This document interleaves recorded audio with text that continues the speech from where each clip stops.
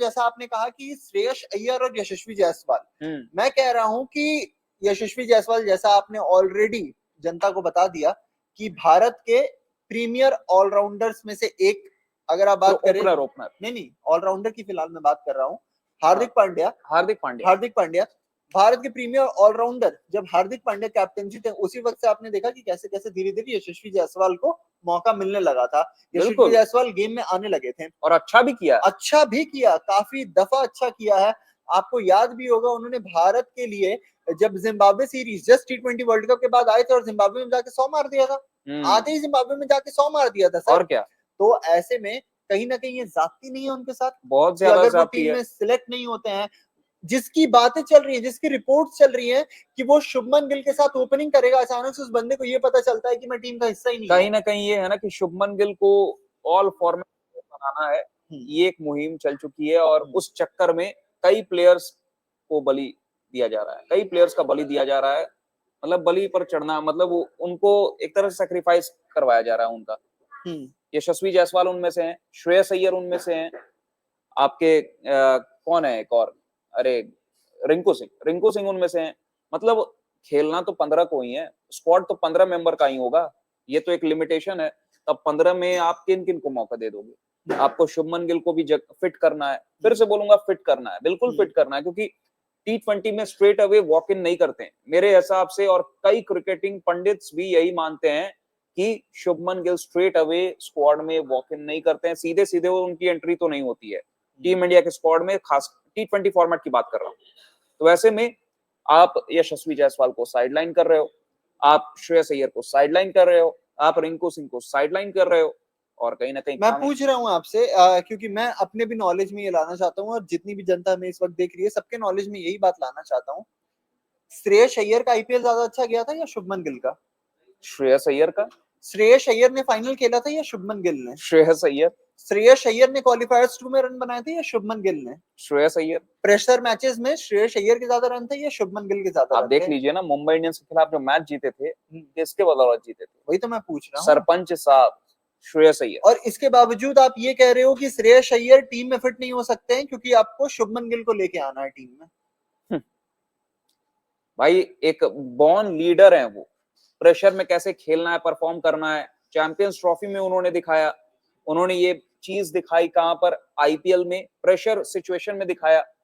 तो श्रेयस अय्यर को आप कैसे डिस्काउंट कर सकते हो? एशिया कप एक हाई इंटेंसिटी का टूर्नामेंट, एक हाई लेवल टूर्नामेंट, वहां पे श्रेयस अय्यर का जो वो प्रेशर में मैच विनिंग जो एबिलिटी है ना श्रेयस अय्यर के पास, वो काम में आ सकती थी टीम इंडिया की। जी, शुभमन गिल बड़े प्लेयर है नो डाउट, लेकिन अभी तक T20 फॉर्मेट में उन्होंने लेट डाउन ही किया है। T20 फॉर्मेट में उस हिसाब से वो नहीं खेल पाते हैं। जो मॉडर्न डे T20 का जो टेम्पलेट है ना, उसके हिसाब से श्रेयस अय्यर फिट बैठते हैं, शुभमन गिल फिट नहीं बैठते हैं। जी, मैं एक बार T20 के उनके स्टैट्स निकाल रहा हूं, एक बार उनके T20 स्टैट्स पे भी बात कर लिया जाए कि कैसा रहा है शुभमन गिल का स्टैट्स T20 में। तो अगर एक बार आप T20 में शुभमन गिल के स्टैट्स पे नजर डालें, गौर करें, तो अभी तक उन्होंने 21 मैचेस खेले हुए हैं जिसमें उन्होंने 550 से ज्यादा रन बनाए हुए हैं। ठीक है, शतक है ही, सबको पता है, 30 की एवरेज है, 140 के आसपास की है, 140 नहीं है, 139 के आसपास की है, 139.28, और एक सेंचुरी है, 3 हाफ सेंचुरीज हैं।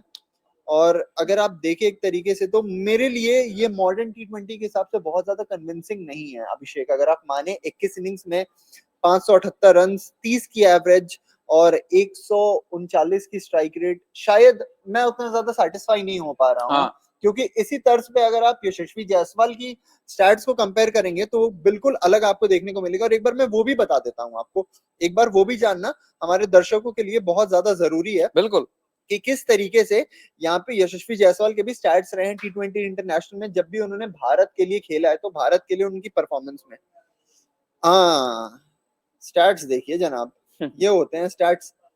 23 मैचेस हैं, 723 रन है, बैटिंग एवरेज 36 की है, स्ट्राइक रेट 165 की है, 165 की स्ट्राइक रेट है।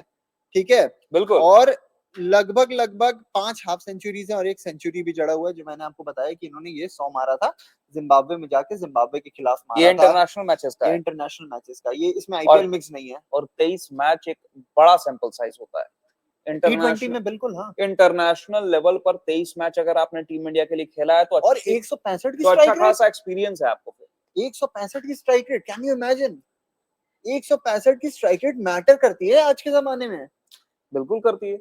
आप T20 को आज 20 ओवर का पावर प्ले समझ के खेल रहे हो सर। 300 रन बन रहे, 300 रन बन रहे हैं, 10 15 20 30 सर, एक एक ओवर में ना। आप आजकल इस दिमाग, इस माइंडसेट से चलते हो ना, दिमाग में इस चीज को लेकर चलते हो कि 11 से 12 के बीच की रन रेट रहेगी हमारी। 11 से 12 के बीच की रन रेट, आप सोच सकते हो 250 इज द न्यू नॉर्मल। 250 तो चेज हो रहे हैं आजकल।